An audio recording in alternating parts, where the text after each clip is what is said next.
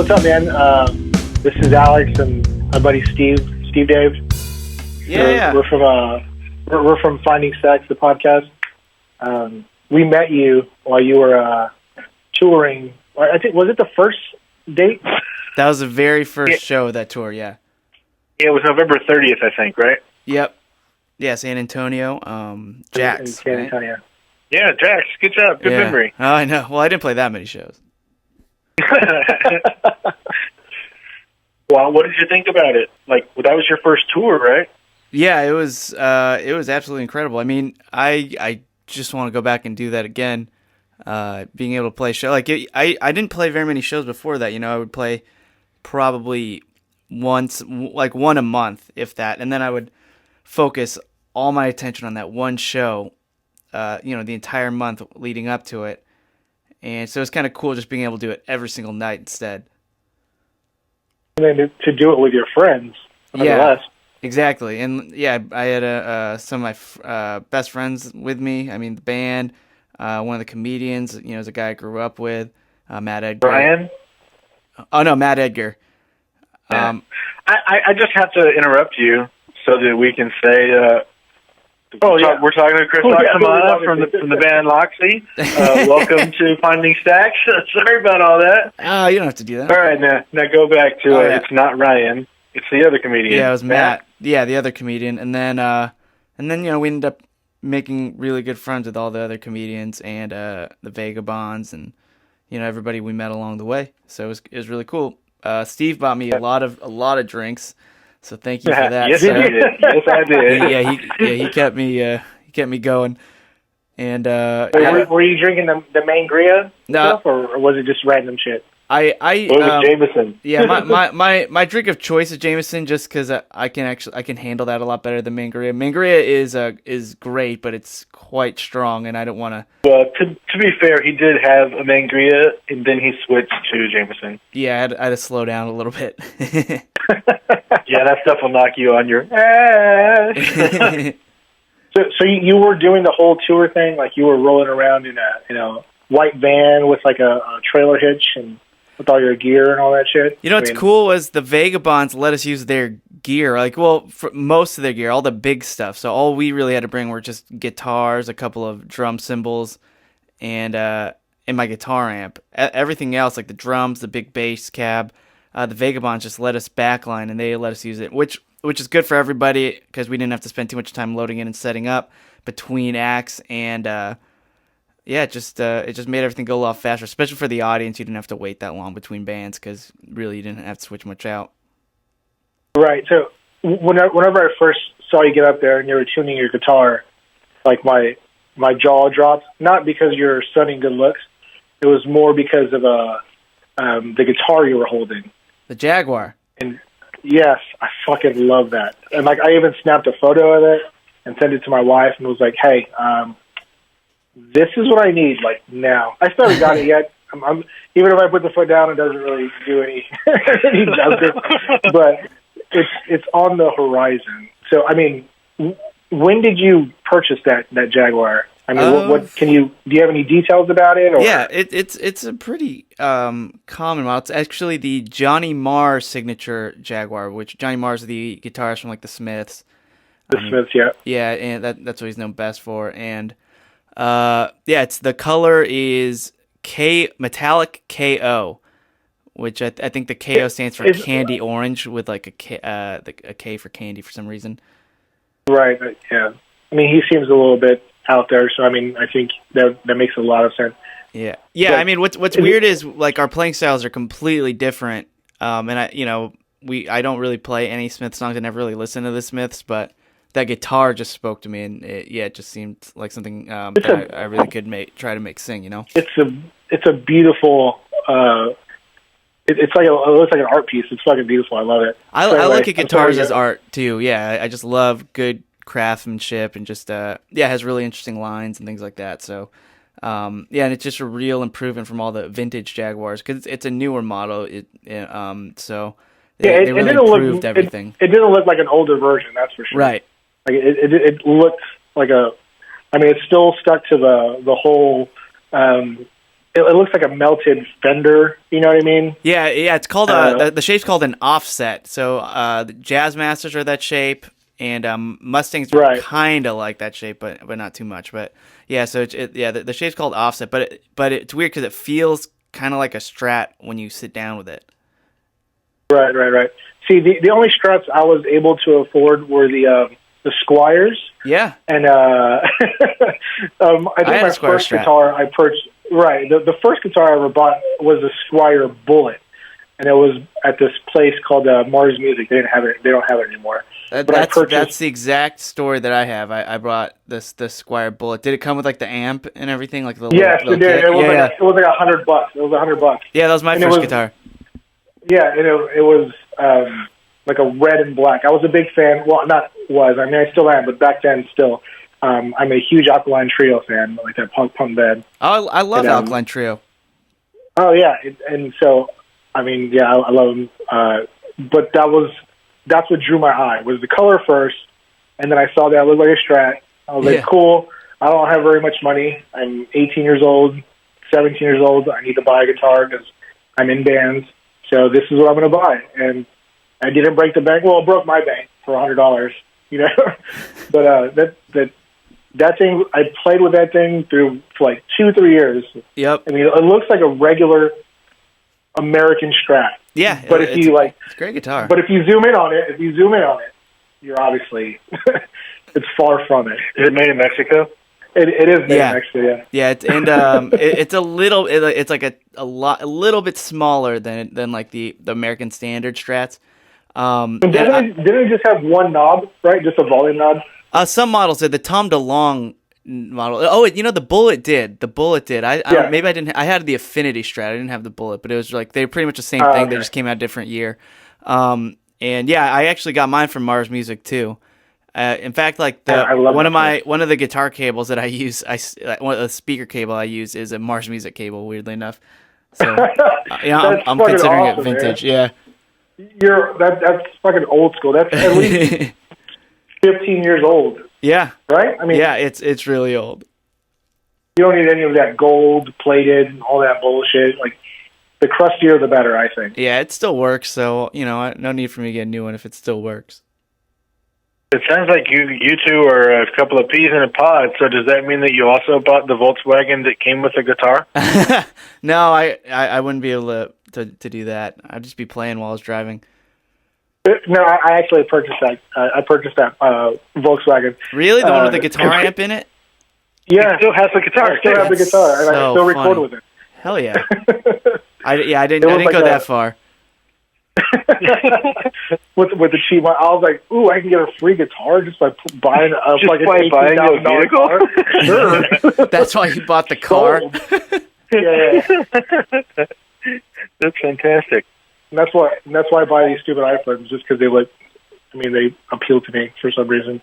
These people with marketing are very smart. Yeah, they got you.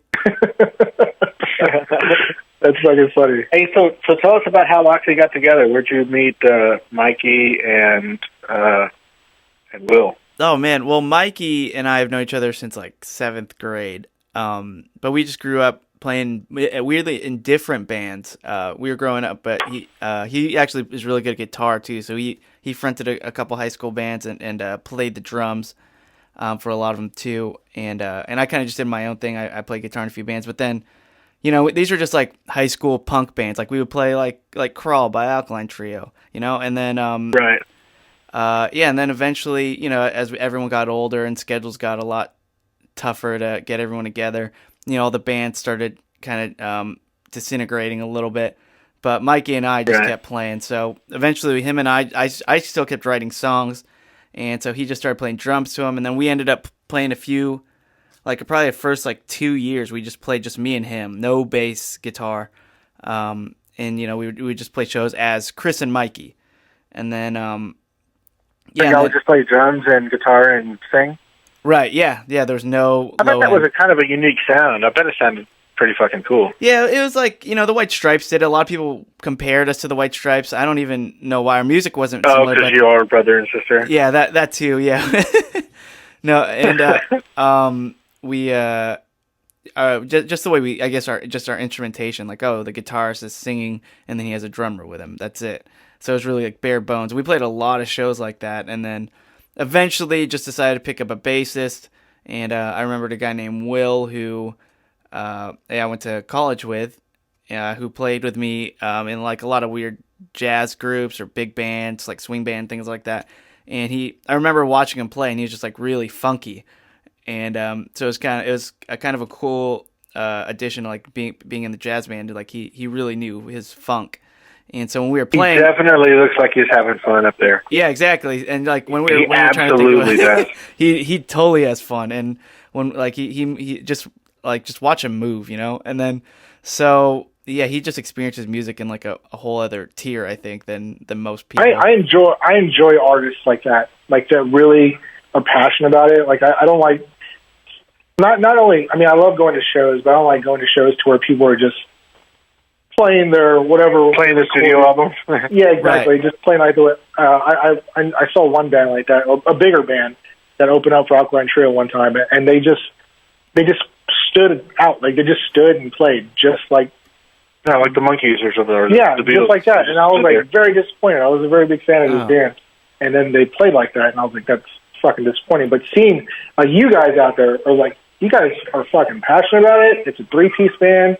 You guys fucking rock out, man. I mean, thank you. Will, right, the bass player, right? Yes, he's like bouncing around like Flea. You know what I mean? Like he's getting down like John Frusciante and he gets Chad Smith on the Kids. Dude, you guys are. I mean, for a 3-piece band, that's a massive. Yeah, there was a lot of sound coming off that stage. Oh, that's so cool. It filled the club that's what up we're going for. Thank you. Yeah, it's just we try to cover all the spectrums because we don't have much as far as instrumentation goes, and we don't want to play along with like samples or anything because then we're just playing along to a record.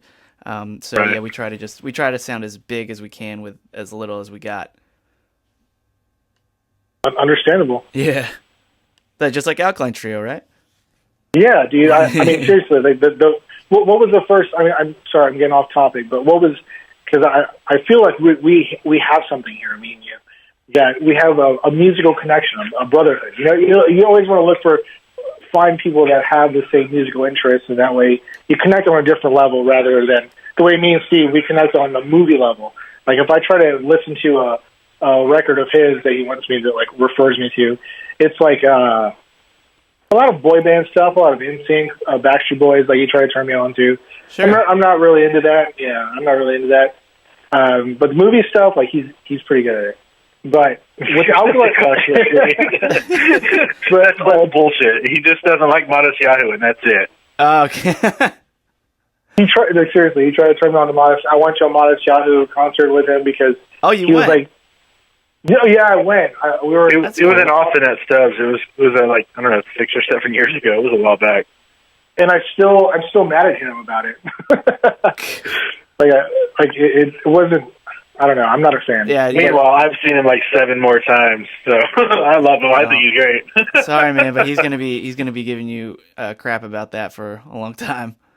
Yeah, okay, see? It's fine. That's what I'm talking about, Chris. We're on the same level. About that, I wanted to interrupt your story there, Alex.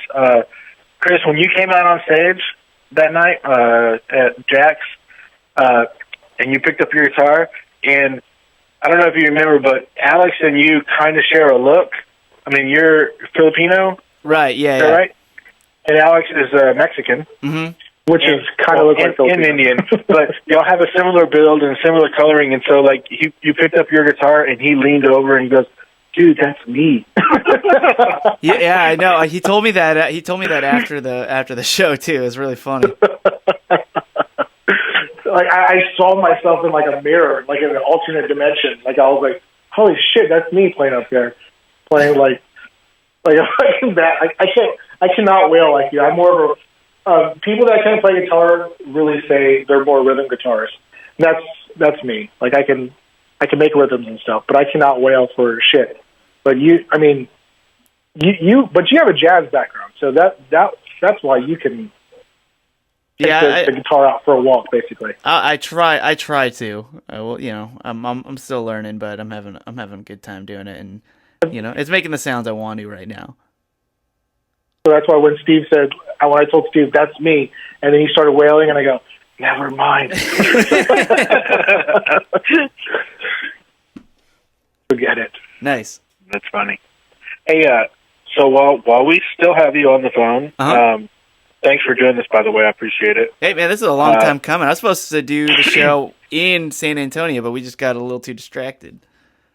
Yeah. You mean drunk? Yeah, I did. I got drunk. tore up that night. Oh, my God. I remember, man. That's embarrassing. Yeah, no, we just had a good time. That's all. It really was just like hanging out. Like it was so fun. Everyone was in a good mood. Yeah, it was a lot of fun. It was pretty cool. I met a couple of guys from the Vagabonds and Daniel, the singer. I think they're gonna either all of them or some of them are also gonna do our podcast.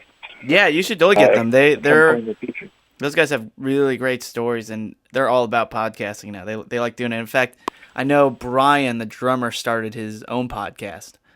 Kick-ass. Yeah, just because he's all about it now. Well, on that note, why don't you tell our listeners about your podcast? You have 2 podcasts, right? Yeah, I have Resume. Resume? Which is... Resume is pretty interesting because you have, I guess, basically you kind of tell people's... I mean, you have guests on and they kind of tell their story, but you believe you had a bank robber on there, man. I had a bank robber. I've had a porn star. I've had actors, musicians, and we kind of just tell their story, but through like some of the odd jobs they've worked, and it's kind of cool, like hearing about like how Dr. Drew used to be like a lifeguard before he was Dr. Drew, or he worked like the door at a bar, and then tomorrow. Isn't that where you met Susan? I don't know. Did you meet her at that bar? I don't know, actually. I don't know how he met her. He might have. And then tomorrow I'm interviewing a girl who it was a construction manager by day and then a dominatrix by night. So yeah, it's fucking badass. Yeah, it's gonna be. I have no idea what to expect. I'm really excited. And so she takes the jackhammer home. Yeah.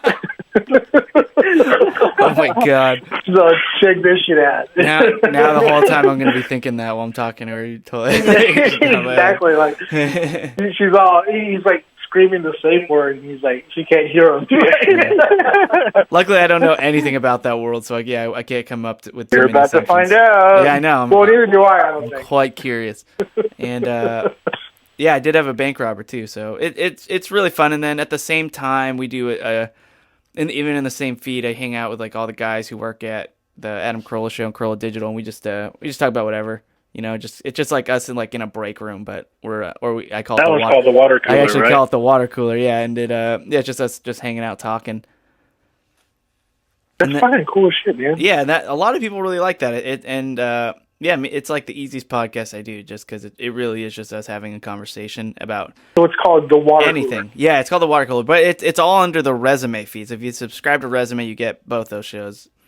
Okay. And then the other one is called Kevin's Cryptids, which is a scripted story podcast where it's about I play a guy named Taylor who's a writer, a newspaper writer, and I'm following a guy named Kevin who hunts Bigfoot, and it's all told through a tape recorder, so it's like all found footage. So there's no narrator. It's like you're just hearing this tape, and like Dr. Drew's done a voice on it. We had Kirk Fox, who's hilarious. He's done a voice on it. Oh, Kirk Fox is funny as shit. Yeah, exactly. And like Matt Egger is one of the characters. And just like a bunch of our friends, a bunch of comedians, and it's so fun.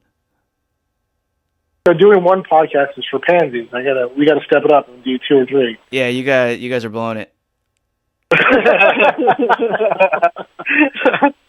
How did you get hooked up with the Carolla Digital? Before I even knew what a podcast was or anything, I was just a guy going to college, but I knew sound. I knew mixing. I knew I've recorded bands. I've done live venues. I've done plays. I've done anything that has like a mixer. I know how to work. Is that what you studied in school? Yeah. So okay. In addition to like the music stuff, I learned that, and I was actually a lot stronger with like the recording background than playing music. So it actually got me more gigs, and then so I got a call, and because one of the guys who worked here knew that I did sound, like they just knew me because I did sound all around like Long Beach and Orange County, and he asked, "Hey, I'm working on this podcast, and I want you to help us with sound. Do you mind just coming by, check it out?" And I didn't even know what it was. And he said it's Adam Carolla. I barely knew who Adam Carolla was. I knew a little bit of the Man Show. I never listened to like Loveline or anything. I never listened to a minute of talk radio. And so I just said yes. I don't know why. It just came over me. But it was, I lived in Long Beach. It was like an hour away, and I just said yes. And I came, and I sat in for a podcast. It was Adam and Joe Rogan. It was Adam and Joe Rogan. That was your first show? Yeah, that was the first show I worked on, and That's pretty fucking badass. I loved it. I couldn't believe it. I actually knew who Joe Rogan was. So it was like, so it was weird, like seeing Fear Factor. Yeah, or just actually, it might have been the Carlos Mencia video that just was going around everywhere, and I just knew like. He talked a lot of shit about that dude. Yeah, he does. Steal everybody's material. Right. Allegedly. Yeah, he's the one. He like started that revolution. And and then listening to Adam talk and listening to everybody talk. That's when you know what? I did not remember that correctly. That was the first time I did Adam's show, and I completely fell in love with like the whole podcast idea and like all of Adam's thoughts, and I just thought he was a really smart guy. I've never seen or heard anybody like him. But actually, the first show I did was Aisha Tyler guest hosted for Adam because Adam was filming a pilot. Oh, so it wasn't even Adam. I didn't even get to see Adam for the first like 3 times I came in because he had different guest hosts. He had like Kevin Nealon come in. He had and like just I forget who else, but he had other people guest hosting the podcast. It was that talk show dude. Damn, I forgot his name too. Yeah. He used to be like the mayor of Cincinnati or something. Oh, yeah, totally. It's Jerry Springer. Oh yeah, Jerry Springer's done it before. No, but Jerry Springer was the mayor? I'm sorry, Chris. Go ahead. I know he's guest hosted. I don't know if it was. I don't think it was Jerry Springer. He's guest hosted for Adam, but this was like 2010. I'm talking about, and Jerry's came in like in 2013 to guest host for Adam. But okay. Oh yeah, it's all good, man. There's like 2,000 episodes now. And yeah. Anyways, starting and then tomorrow. So I just helped out a little bit. They asked me if I wanted to like intern. I would just come in once a week. And they said, we want you to work on the show called Daves of Thunder, which was Dave Damashek's Oh my podcast. God, that was my favorite show on the Carolla Network. Yeah, that was like the most fun show to work on. And so I said, yeah, I'll check it out. But that was on Saturday morning. So I would only come in Saturday mornings. So the only thing taping that day was Daves of Thunder. I never really got to work with Adam anymore. So what I did was I secretly just started coming in during the weekdays without saying anything. And kind of just as like a fly on the wall and just kind of just hung out. And then eventually, if they kept seeing me enough, they would start asking me to like do odd jobs or do something like, hey, go get coffee for this guy or go help me with the sound here, or, just randomly, I was an extra set of hands. And eventually it just kind of led to me coming there on a more permanent basis. And then as an intern, then became an employee and then worked my way up to producer. So when you were on Daves of Thunder, did you replace Katie Levine? No, I was there with Katie. They called me Donovan on that show. I was a guy named Donovan who. You were Donovan. Yeah, so whenever they referred to a guy named Donovan behind the glass, that was me. So it was me, Katie, and Jacuzzi Pete behind the glass. Jacuzzi Pete. Yeah. And so, for our listeners who aren't familiar with Daves of Thunder, it was Dave Damashek and David Feeney. And David Feeney, I believe, is a writer on Two Broke Girls right now. No, he left that. He's now the showrunner for New Girl. New Girl. Okay. Yeah. There I am, a liar. I love Zooey Deschanel. Yeah, who doesn't? You're a liar, Steve. Joe, you said? I didn't say anything. What? Yeah, you did. Oh, sorry. Yeah, that was one of my favorite shows. And Spider and the Henchman was up there. I mean, John I loved Sally. it. It broke my heart when those things didn't work out. Yeah, Man, it was happens. awesome. Yeah, a few. Yeah, because those were the first shows that weren't Adam. Right. Yeah, it was really cool having those shows on the network and just like seeing those guys all the time. Oh, and also for our listeners, the aforementioned Katie Levine is Katie from the Nerdist. Yep. Yeah, she's doing everything at Nerdist right now. She's killing it. Everything. Yeah, Chris came in and just stole her. Yeah. It's all right. She's doing good. Doing great. So Chris, moving away from the podcasting thing right now, I wanted to go back into your music.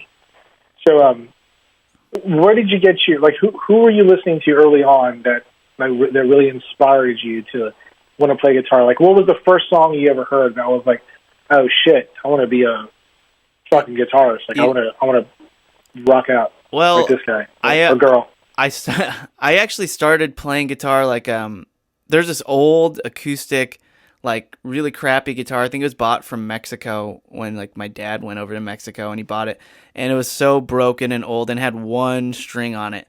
And so I started like plucking away at it, and eventually I just started writing songs with just this one string, and I had such a blast doing it. And then and then I started listening to like punk music, like pop punk, like Alkaline Trio, as you're saying. I was really big into Blink 182. That's who like really who is it? Yeah. I was big into that. Well, apparently Alkaline Trio was big into Blink 182. Yeah, exactly.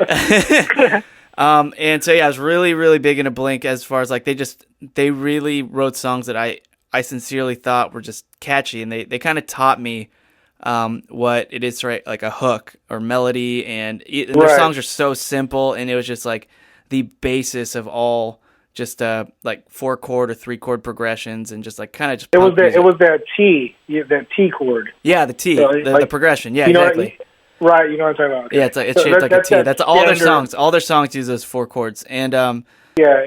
But then they wrote about they wrote funny lyrics. They didn't take themselves too seriously. So as like a kid, like that was just like really easy to grasp onto too. So I would pretend to play that 1-string guitar, or like even a pillow, and I would play along to this their album Enema of the State, and eventually until I got my mom to let me rent a guitar from Mars Music. What? Yeah, so she didn't want to get me one. What did that cost? It was not much. It took like 2 years of begging, and then eventually she kind of she let me, and she said, "All right, let's see what this is." So she lets me rent a guitar, and after even just renting the guitar, I couldn't put it down. I quit like skateboarding. I quit. I never went out as much. All I wanted to do was play guitar, and I was weirdly obsessed with it to the point where, if I got in trouble, if I got bad grades or anything, like that's what my mom would ground me on. She'd say, you could go out all you want, you could skateboard all you want, but no playing guitar for a week, and it would destroy me. So, so I just became obsessed with guitar like right away, right after I got it. How old were you when you at that time when you rented a guitar? And honestly, like I was 13. No, wait, no, excuse me, I was like 15. Yeah, I started begging for it at 13. How old are you now? I'm 31. Right. Okay, so then we're kind of the same age. I'm 33. 15. Dude, go mow some lawns and buy your own fucking guitar. I know. I know. Oh no, I just rented. And I couldn't even buy it. That's awesome. Funny, man. Yeah, that's awesome. So whenever you're in school and you're playing these pop punk bands, or like you're into to like the Blink-182, and then were you into like the Vagrant records or the Drive-Thru records? And oh yeah, I was really, really big into Drive-Thru. Weirdly enough, Paul from the Vagabonds used to work for Drive-Thru, so he has like some crazy stories. No about way. Paul Behrens? Is that his name? Behrens? Bruins, yeah. Bruins. Yeah. Sorry. Yeah, he used to work for Drive-Thru because we talked a lot of pop punk on that tour just because because these are bands that not a ton of people know about, so it's kind of cool when it's almost like a secret handshake. I probably know them, Chris. So Chris, you can give secret handshake me all day. So we were talking about all those old bands because he used to do a lot of stuff for Drive-Thru. He like played the Drive-Thru stage at Warped Tour and things like that. So he knows a lot more than I do. But yeah, it was that whole world though, man. It was like listening to those guys, the starting line, like on Drive Through, the early November, Newfound Glory. Yeah, just I mean, listening to them now, it's kind of weird. Like it's more for nostalgia than learning. But yeah, I wouldn't really be like thumping it through my, driving down to go pick up my daughter. I would be all, let's listen to some Finch or something. Check this out, sweetheart. But I mean, when I throw that stuff on, like I fucking remember like being in high school again, rolling around with my friends, drinking beer, and it has a weird effect. Illegal drugs. It's awesome. Yeah, I fucking love it.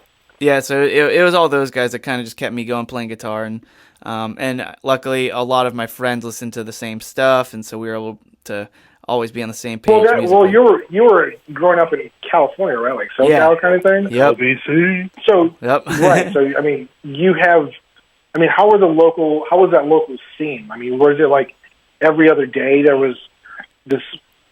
There was a record band coming to, for the most part, it was like the place to go. Because growing up, we didn't really party that much, or we didn't like. What we did was we went to shows, and there's a venue out here in Anaheim called Chain Reaction, which is still around. It's an all ages venue, but that was the spot. Like every band would have to go through there, and it was just a small club.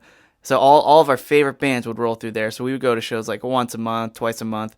And we would just watch shows there, and it just had the most amazing energy watching these bands play in there. And I don't know how it's doing now. I haven't been there in years and years and years, but yeah, that was like the go-to place, the scene. And if you ask any band during that era where their favorite place to play, it was Chain Reaction in Anaheim.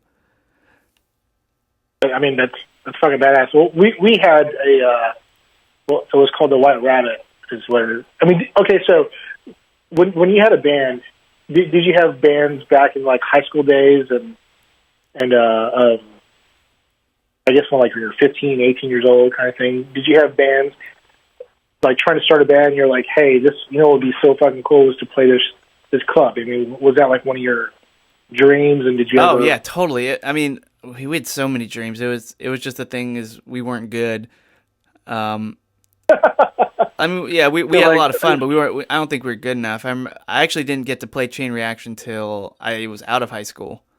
Oh, really? Yeah, but it still happened, which was pretty crazy. It doesn't matter, dude. As long as it happened, because we have a venue here. It's no longer here. It's called something else. It used to be called the White Rabbit.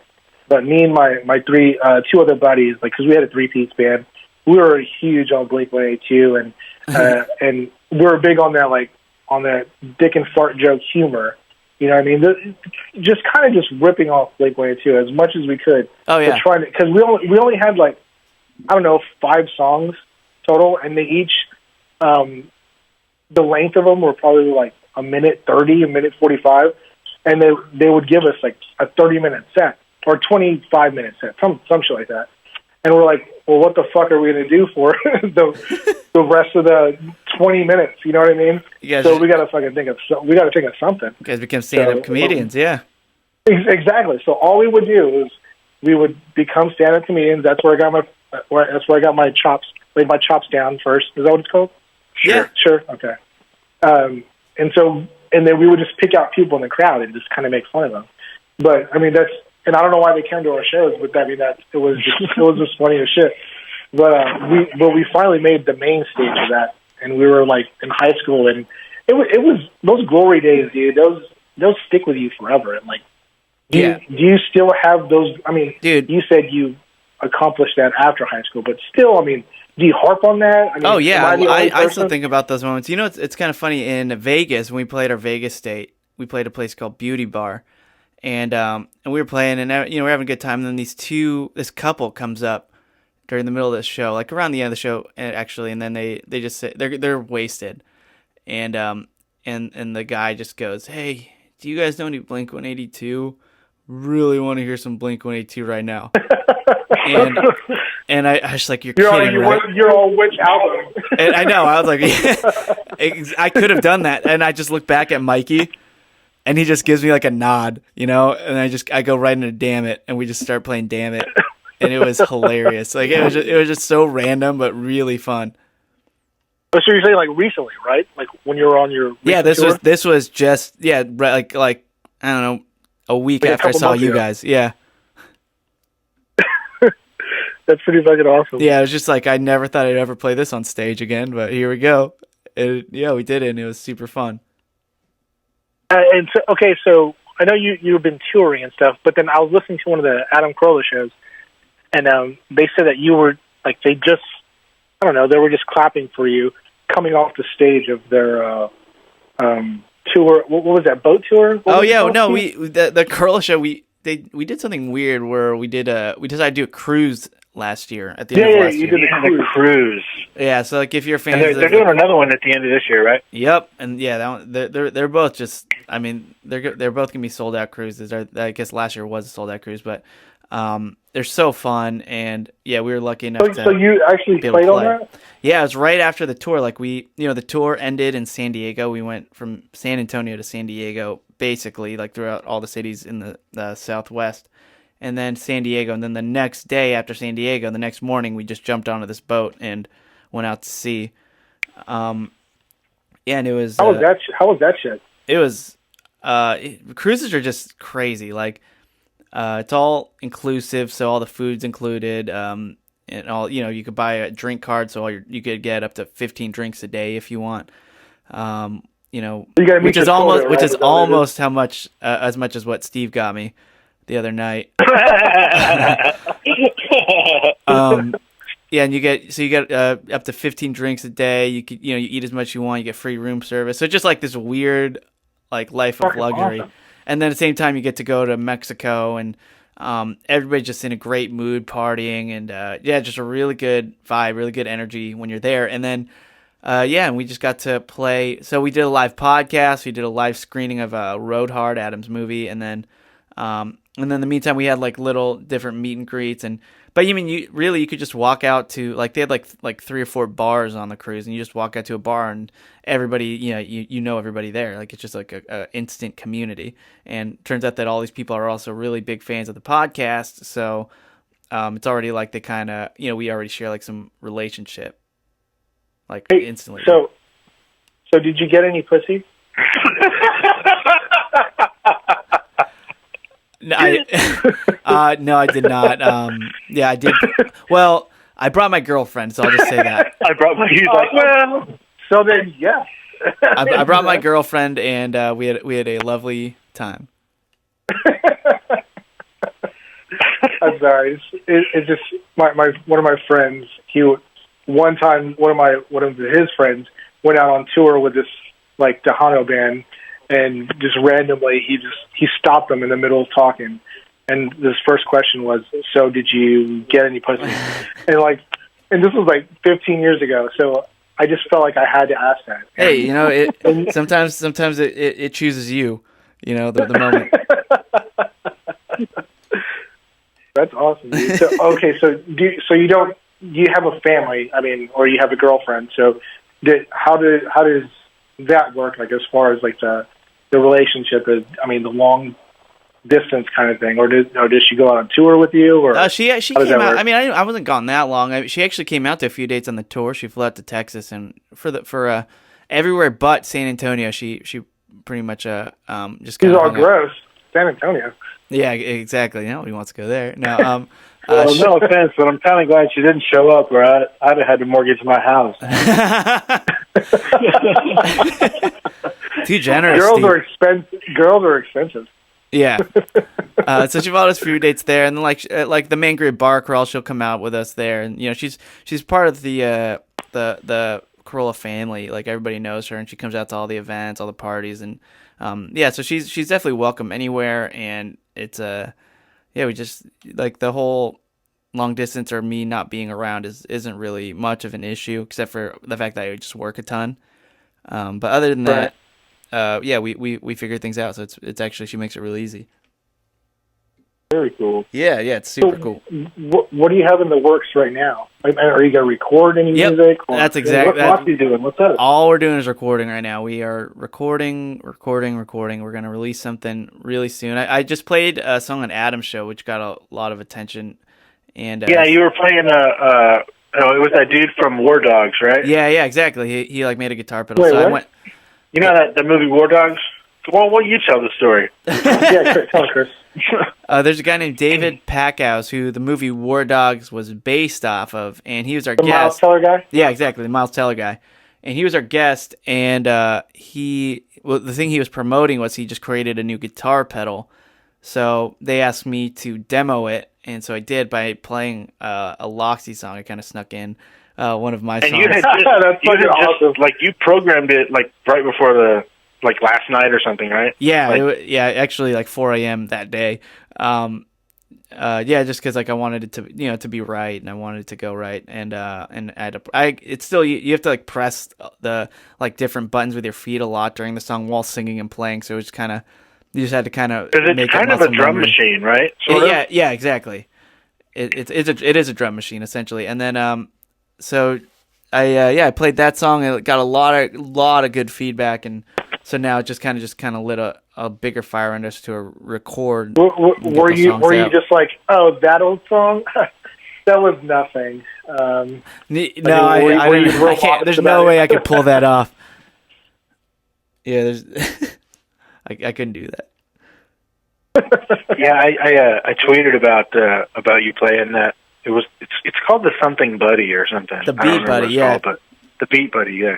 And I had tweeted about what a great job you did, and I included beat buddy, and man, did I get some hate tweets back. Apparently there's a pretty big community of people that are not fans of that guy. Yeah, he's a very controversial dude, I guess. I mean, he's quite pleasant when I met him the first couple times, and I mean, well, both times I met him, and what, the Miles Teller guy? Yeah. But he caught me off guard and was like, "What is going on?" He was calm down. He was an arms dealer. I don't know anything about his politics. I'm just talking about his contraption here. That's neat. That's all I'm talking about too. Yeah, I don't know much else about him, but I mean, as I said, he's a really nice guy. So, as far as when I met him personally, so I can't really speak to much of what he did in the past, or what he hasn't done. Who cares? Yeah, that's not what it's about. But yeah, I got a few of those tweets too. So you're recording. I mean, obviously, are they all originals? They are, right? Yeah, we're doing all originals. And how many are you doing? Are you doing it with like a label, or are you doing it just? We're just gonna do it ourselves. I mean, kind of we're just doing it ourselves, and we're not. Yeah, we don't want to have to deal with like any more business than us just putting it out there on the internet for people to listen to. Why don't you talk to Lynette and get Corolla Drinks to do that too? yeah. We'll figure something out. But if people want to, they can go to chrislaxamana.com and they can still watch a video of you guys playing Zephyr, right? Yeah. We're that song's still up there, and then I'll put the other one up there that I did on the Corolla show. We actually took video of that, and hopefully a lot more coming up real soon. As soon as we get this record out, I mean we're gonna be hitting it pretty hard. Does that mean you're going to go on tour again? Yeah, we're definitely going on tour again this year. I don't know exactly where are yet. You coming to San I hope so, man. I'm going to start saving up if you are. Yeah, that was super fun. Yeah, that was a lot of fun. You're gonna get a bunch of Lone Star from me. Oh, nice. All right, then we definitely have to play San Antonio. Oh, definitely.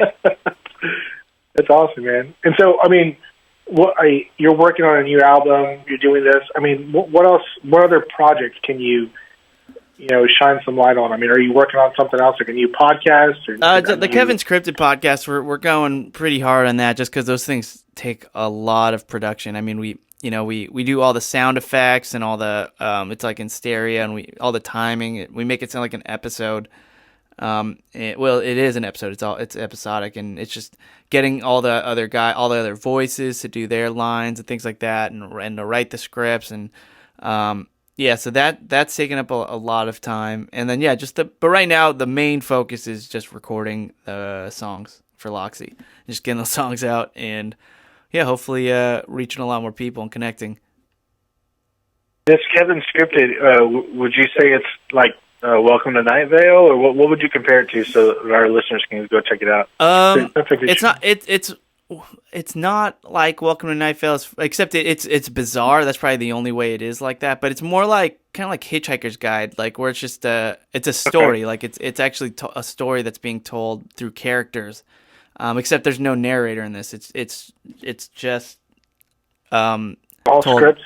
Yeah, it's all like found footage. So it's like you're listening to a tape recorder, and then when we switch scenes, we just do that like fast forward button, like, and then it goes to the next scene. Oh, cool. Yeah. So are you really interested in Bigfoot? I mean, who isn't, right? But I mean, because there's shows like on Nat Geo and everything like that. Bigfoot's had quite the resurgence in the last few years. Like Bobcat Goldthwait did a thing on him. And a lot of new shows coming out. But to be honest, I'm not super interested. But I don't think he's real? Do I? No, I personally don't. But maybe I will after the end of Kevin's Cryptids. Who knows? I don't think that he made it over to the Philippines, so probably wouldn't have affected you a whole lot. As far as your family, right? It's more you're more Loch Ness Monster. Yeah. That's real. Don't get me started on Loch Ness Monster. Don't fuck around about Nessie, all right? Yeah. So are you a huge boxing fan? I'm not a huge boxing fan at all. Pac-Man? I love watching him fight, but not when I think of huge boxing fan, I think of like Corolla when he can call out the different fights and like the different rounds and things like that. Oh my god, he's like an encyclopedia with that shit. Yeah, see, I can't do any of that, and like I can watch the sport and I know the rules, I know when one person's doing better than the other, things like that, but that's as far as it goes with me. But I like I just like watching the sport and just the strategy behind it, but I'm not obsessed with it or anything. For me, I can tell when a round is over, and that's about it. Oh, because the girl comes walking with a card? No, they do the ding, ding, ding, and I'm like, oh, okay, all right, what's going on? What happened? Nice, you got your fingers out, like, what round is this? What round was that? Yeah. So, Chris, are you really, like, I mean, I know your heritage is Filipino, but are you from the Philippines? Like, no, he's from the LBC. Yeah, born and raised Long Beach. Like with Nate Dogg and Warren G. Yep. Shit, dog. Yeah, we're all brothers from another mother. Okay, so then I can talk to you in some gangster shit. Okay. Now, also, correct me if I'm wrong. You're the only person in the entire world history of your family that's not a nurse. Is that right? No, but I mean, statistically speaking, it is very odd that I'm not a nurse. So do you still have family that lives there in the Philippines? Oh yeah. My mom is she immigrated from the Philippines when she was like 16. So sweet, because I've been looking for a giant wooden fork and spoon. Okay. Sure. I'm sorry, Chris. Steve's an asshole sometimes. He's been drinking. I actually saw a couple of those at TJ Maxx the other day. Steve just spit out all his beer. You know, Filipinos aren't the only people that hold those big knives, forks, and spoons. White people are the only ones that put them on their wall. Filipinos, we rarely even use utensils. Like we use our hands a lot. We just use our hands, dude. Yeah, everything is finger food for us. Wait, but you know what? It's like fucked up whenever like Mexicans try to use their fingers for beans. It's like really messy. Well, that's what the tortilla's for, is to scoop up all that. Exactly. Yeah. No, but like we'll do that with rice. Like we'll take like a clump of rice with our hands and we'll like dip it in the sauce and add some like fish or some meat to it and then just stuff it all in our mouth like just with your hand, and that's completely fine and normal. What's your favorite thing that your mom cooks for you? That's from back home. Geez, I don't want to hear about Hamburger Helper. Tell me about something back home. Oh man. Yeah, I'll just say. Have you ever heard of McDonald's? You guys should, if you haven't had lumpia, you'd love it. It's like a meat egg roll, and those are always solid. Meat egg roll. Yeah, it's called lumpia. Lumpia. All right.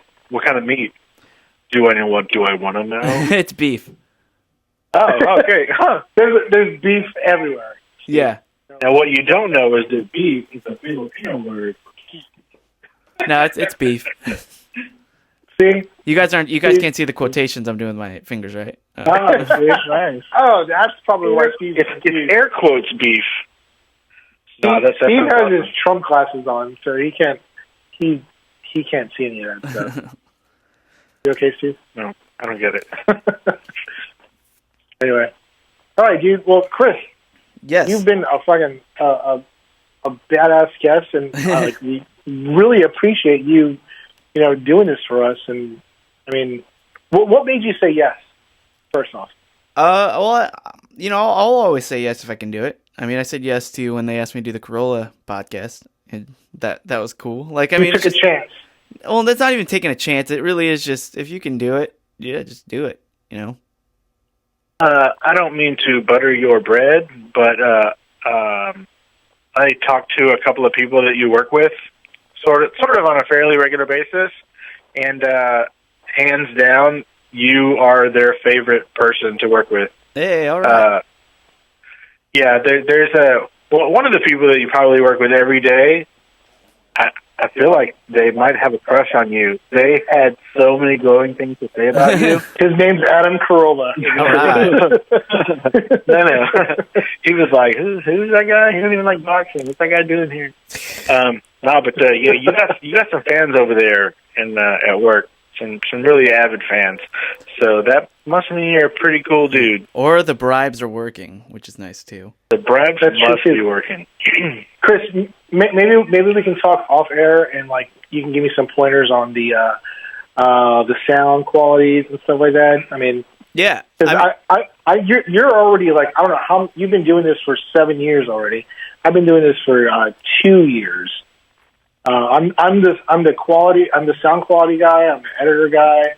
I'm the he's the producer guy. I'm the director guy. Yeah. I'm the guy on this show. So maybe you can from one podcaster to another. Alex is you, Gary, and Dawson all rolled into one. I do the everything. It's a lot of man, Alex. It is. You should see my.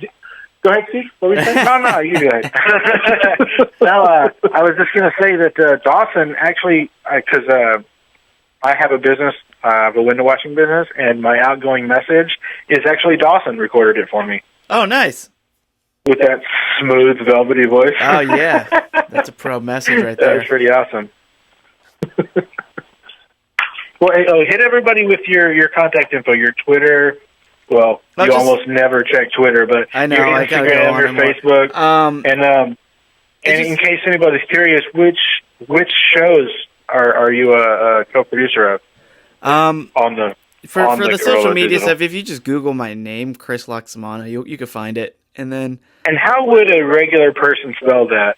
I know it's not Laxamana. Right, it's Chris CHRIS, and then Laxamana is LAXAMANA. So if you even get close at it, Google might be able to help you out. But and then the shows I work on, let's see, Adam Carolla's show, the Dr. Drew show, the Dr. Drew podcast, the CarCast with Adam Carolla, Resume, of course, and the Water Cooler, Kevin's Cryptids. I help Bill Engvall do his show. Joe Coy's show, I produce that show, The Koi Pond. Oh, no, Koi Pond? That dude's awesome. Yeah, he's great. And I like his voice. What's his voice? The Asian guy. Oh, Bung Lu Su. You have to narrow that down. Yeah, Bung Lu Su. Yeah, I have a Bung Lu Su Sriracha shirt. Oh, yeah, you got that. This is the year of the rooster, actually, too, so it works out. That's fucking awesome. That's pretty funny. One of my favorite stories on the podcast is that when NPR tried to ambush Adam, saying, "Hey, don't you think it's pretty racist that you do this Asian voice on your show?" And he was just like, "Yeah, that was not me. That was actually Asian." Yeah. Yeah, they never aired that interview, too. It's like, it's completely lost, it's gone, and they won't talk to us about it. Well, it's pretty cool that he won't stop talking about it. Yeah. So. Yeah, he was really mad. That's awesome. He had to walk really far to go to that interview. He was in New York, and he actually had to. Well, to be fair, he could have taken an Uber. He just wanted to walk that far. Right. Well, awesome. So what else are you working on? Did we cut you off? No, I mean just the record is the big thing, and then just trying to get as many podcasts out there for everybody to listen to. And is there a Laxi.com or some sort of a Laxi website? Yeah, Laxi, LAXI, LAXImusic.com. So Laxi Music. And and that's where they can find it whenever you're done with this album and you put it out. That's where people can find it. Yeah, and there's an email thing if you want to just put your email address in there, and we keep updated, or just follow us on any social media. We're Laxi Music. Yeah, and you guys are like seriously. I mean, you guys are. I was impressed. I mean, I wasn't like whenever you did this tour thing. You did the tour with. It was like, well, which is the coolest fucking thing ever. Like, because you have a rock band, and then you take your friends out that do comedy, like your stand-up comedians, and then you take alcohol. I mean, that's the shit that like me and my friends talked about when we were in high school. Like, because I had a bet with one of my, not really a bet, just whoever got bigger first, we would take that person out on as the opening act, and so that's basically you guys did what we set out to do, and that's why me, like, whenever Steve asked me to go and told me all about it, I was like, I gotta fucking do this because this is like my dream. Like, you took your best friend who's been a comedian for I don't know how many years. I mean, you're a comedian all your life, basically. Yeah. But to put this together, I mean, that's fucking impressive. I love it. Yeah, it was an honor fulfilling your dream, and yeah, I appreciate it. Yeah, I agree though. I agree that is the dream, and we were glad to just do it, and it was just an amazing experience. It was super fun. It was just like a big fun party where everyone was just hanging out, which was the goal. Right, it was just an excuse. It was just an excuse to drink and drive around, fucking like to different cities. That's all. That's what it felt like to me. But it's like the perfect like concoction. It's fucking awesome. Yeah, exactly. How happy were you that you weren't driving when y'all got pulled over for speeding? I was stoked. I mean, I probably wouldn't have gotten pulled over, so who knows? Was that Paul? No, that was Mikey, the drummer. That's awesome. Yeah, it's funny that's when they called me because what happened was I was supposed to call into Adam's show that day, and then Jimmy Kimmel called in because he was announced to do the Oscars that day. So they said, "Hey, Chris, we'll call you after Jimmy's interview because we don't know how long it's going to go. And we don't want to keep you on hold." And I said, "That's fine." And then we get pulled over, and right as the cop is walking up, I get that phone call from the show. That's fantastic. Yeah, like, oh my god! So I had to do the call while we were being pulled over. He's all, "Hand me your license and registration." Like, "Sir, I can't. I'm busy." Yeah. It was really funny because Adam was like, "Hey, ask him if he knows who I am and if he wants to talk to me." Yeah, we did try that. He got too nervous and he hung up on his end on purpose. Wait, who did? Adam did? No, the cop. The cop. Okay. Yeah, he got so nervous he took the phone and started writing extra tickets. Yeah, he took the phone and then he pressed end. He's like, "Oh, sorry, I don't know what I did." And yeah, he just I don't know how these things work. Yeah, with their space contraptions. That's funny. Yeah. Well, Chris, we do want to thank you, but we want to end the show like we were gonna start it, which is with this question. Hey, how awesome was it when you came to San Antonio and you got to meet us? Dude, I couldn't stop thinking about it. I can't stop thinking about it. You know. How many times have you worn your Finding Stacks T-shirt? I still have it. Yeah, I wear it. I'm currently wearing my LAXI T-shirt. The thing is, it's a little big on me, so I kind of just wear it around the house. Eat more lumpia. Yeah, I know. I need a little more lumpia. I sent Gary a bunch of different size T-shirts. It was a picture that I took of you on stage in San Antonio, and what they were going to do was everybody was going to wear it when you walked in from being on tour. Oh, that's so funny. Then you just had to get on. You got straight on a boat, so it didn't work out. Oh. Yeah, Gary has them. They're somewhere. All right, I'm gonna find. Would it be weird if I wore them, like a shirt with me on it? That'd be so rad. You'll look like Chandler with Friends. You know, I'll be honest. I do have a shirt. I do have a shirt with me on it. That I wore, and I wore. The last time I wore it was because I was trying to get out of jury duty, and it worked.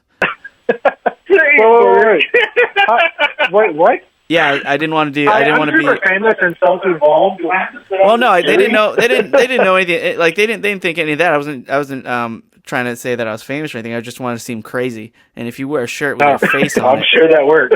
Yeah, if you wear a shirt with your face on it, you're already getting prejudged, which is exactly. So you like right when you went through the metal detector, they're all nope. Yeah, might as well then. That's fucking awesome, dude. Thanks, Chris. Hey, thanks for the shirt. Man. Thanks for the Finding Stacks shirt, and thanks for the other shirts with me on them. I can't wait to see them. Well, I'm just saying that if you wanted to send us a picture of you wearing that Finding Stacks shirt, we might just have to put it on the website when we post this episode. Chris, I think what he's asking is if he can send a dick pic to him. That's what he's asking. All right, I can do both at the same time. It will be one photo, but both boxes will be checked. It's going to be a pantsless shot of you just wearing that shirt. It's going to be in panorama, obviously. And your girlfriend's going to be like, why am I taking this picture again?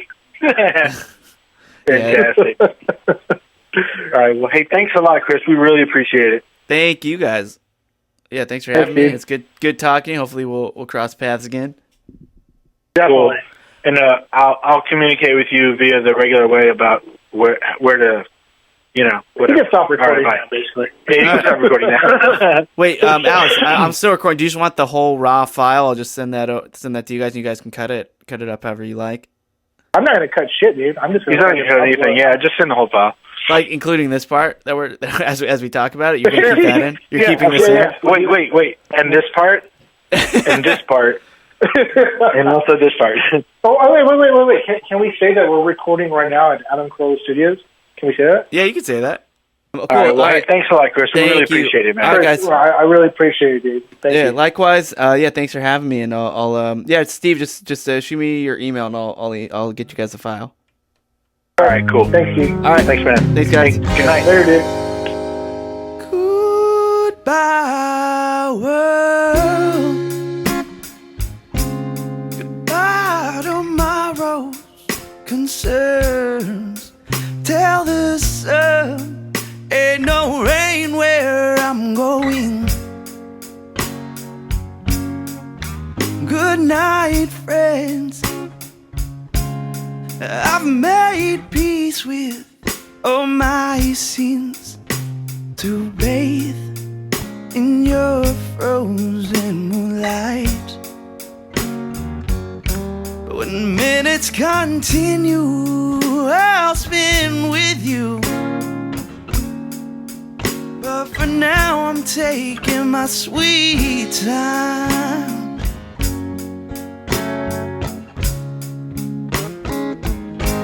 Oh, I hit the Pacific when I wanted your blue, and I felt you like a cold. Now we're sitting electric on an infinite loop as you swim away to the sky. But when minutes continue, I'll spend with you. But for now, I'm taking my sweet time.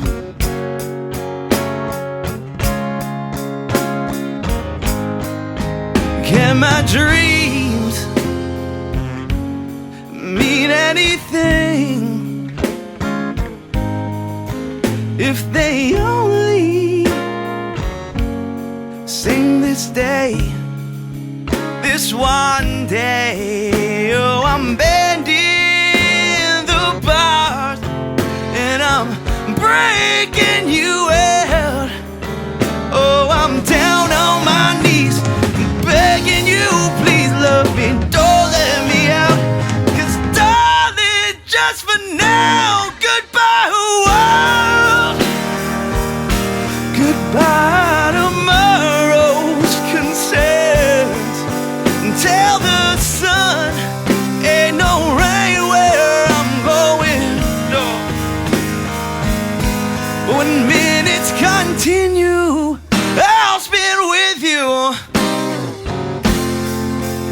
But for now, when minutes continue, I'll change with you. But for now, when you continue, I'll go with you. But for now, I'm taking my sweet time.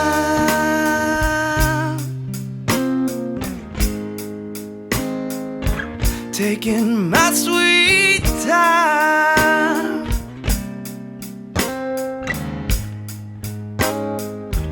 Taking my sweet time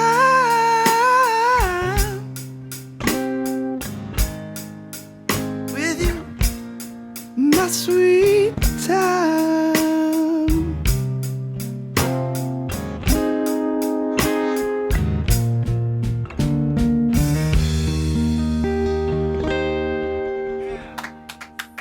So did you get any pussy?